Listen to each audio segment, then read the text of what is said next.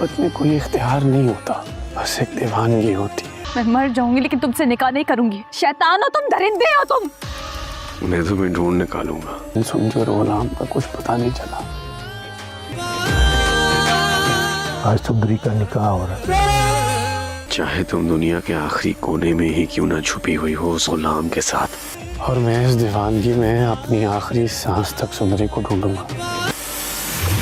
हर दर खटखटा लिया, सारी अपनी ताकत आजमा ली। आखिरकार कुर्बान सुंदरी के साथ ज़बरदस्ती करने लग जाएगा और उसे मजबूर करेगा कि वो उसके साथ निकाह कर ले, लेकिन सुंदरी मरने को तैयार हो जाएगी, लेकिन कुर्बान से निकाह करने के लिए कभी भी राज़ी नहीं होने वाली।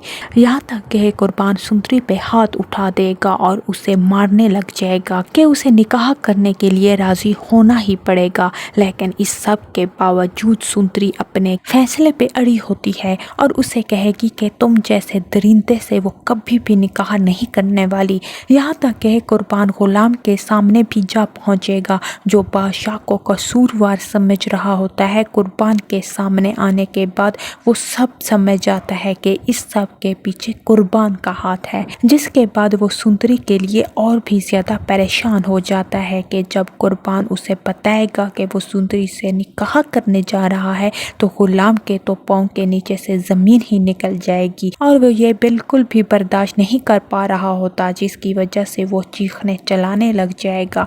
तो दूसरी तरफ बादशाह बहुत बेचैन होता है क्योंकि वो अपनी पूरी ताकत लगा देने के बावजूद सुंदरी और गुलाम तक नहीं पहुंच पा रहा होता और उसे कुछ भी पता नहीं चल रहा होता कि सुंदरी और गुलाम कहाँ हैं।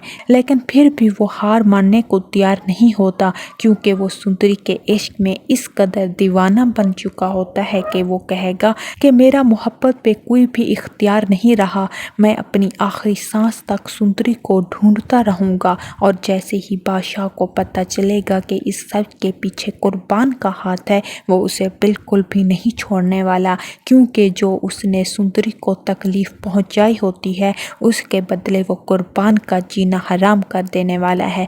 नाज़रीन, वीडियो अच्छी लगे तो लाइक करके चैनल को सब्सक्राइब करना ना भूलिएगा। शुक्रिया।